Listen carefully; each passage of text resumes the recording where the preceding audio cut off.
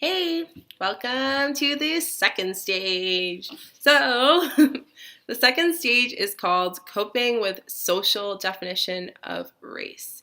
So, now that you know what your race is, what your partner's race is, your partner's race group response, and what your own race group response is, as well as the attractions that you have with each other based on cultural, I guess, characteristics.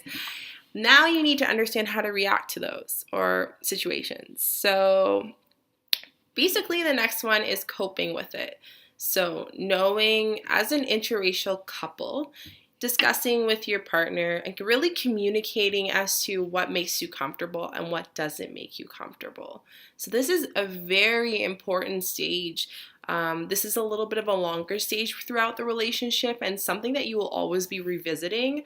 It's definitely something that many people don't really concentrate on, and through this stage is usually where people might break up.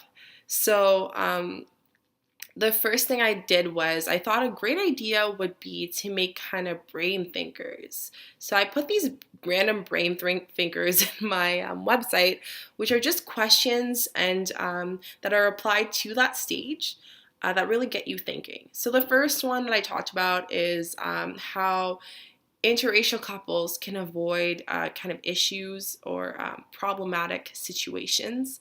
And my answer would be is basically there are many situations where it can make an interracial couple uncomfortable. A great example and maybe a really common one is family reunions. Maybe you know that your partner's family isn't really supportive or comfortable with them being with someone of a different culture. So you guys would probably avoid big family reunions for that issue, or simply just looking at avoiding them for maybe it's too overwhelming, too much. Maybe your partner is not used to big families and a lot of laughing and loud stuff. So you would avoid it just to make sure that they're not uncomfortable and then you don't have to feel uncomfortable bringing them there. So that's a great example. Another one is avoiding certain public places. So maybe there's certain places that are more uncomfortable or places that maybe aren't supportive of interracial couples. So you guys would avoid places like that.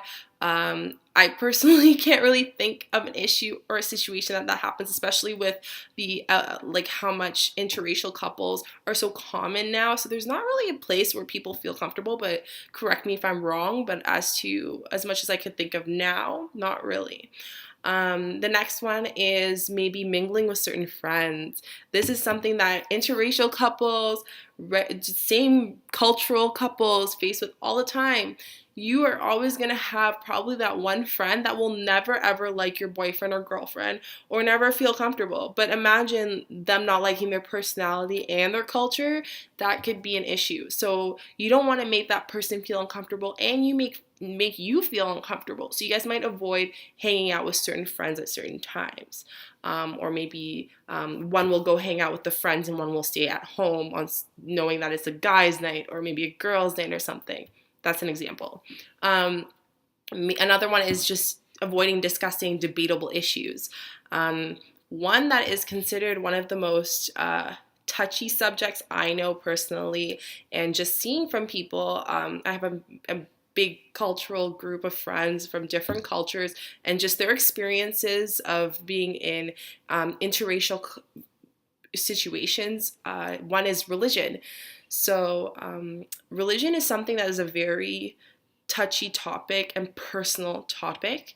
So if you know that your partner is really for their religion and they will stay by their side for that religion till death do us part, maybe it's not good to discuss it, but at the same time it is, because if you are aware of their religion, you probably wouldn't be at the copings of social definition of race stage by now.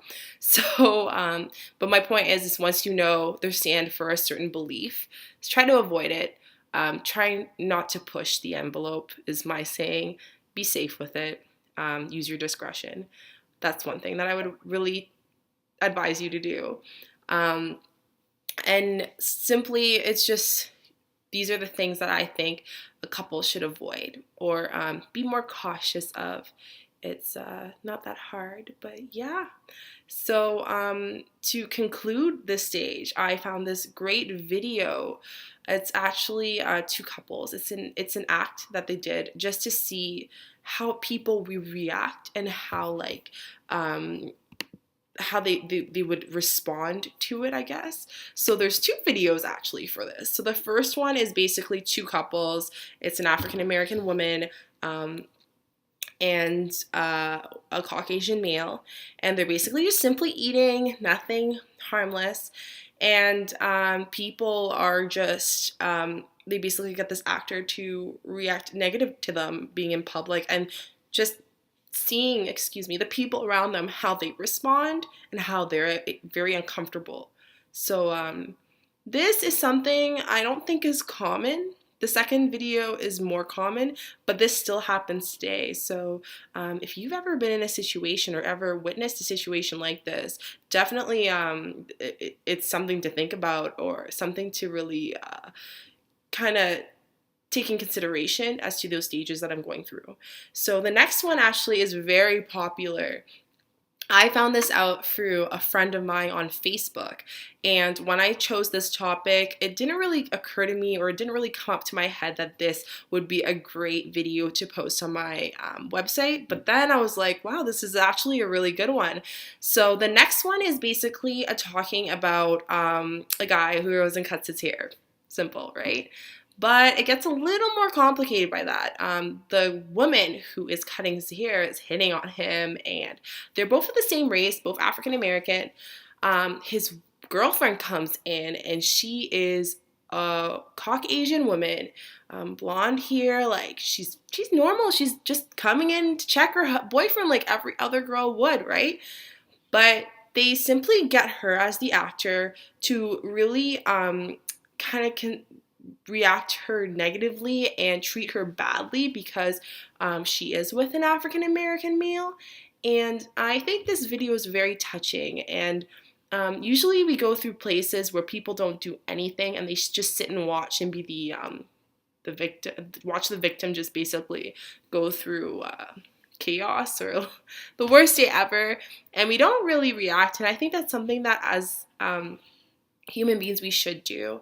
If we know that something's wrong, we should probably step up and not take it as much as we probably wouldn't want to take it in their situations. Put your feet in their shoes. So I really thought about it, think about it, compare and contrast about the two situations and see how they cope with each situation or if they cope at all. And really reflect as to the certain points that I just reflected on. So you're looking at were they at the right setting? Is that a good setting to be? Maybe he shouldn't bring his wife there because he knew that they would be more aggressive because of her culture or whatnot. Or maybe they shouldn't have decided to go to a very crowded pub and eat together because maybe there's more people and avoid crowded places. So these are things that they come in your head and you probably aren't aware of, but they make a huge impact on a relationship. So yeah, check out the two videos and I will see you in the third one. I hope this one helped. So yeah, thanks.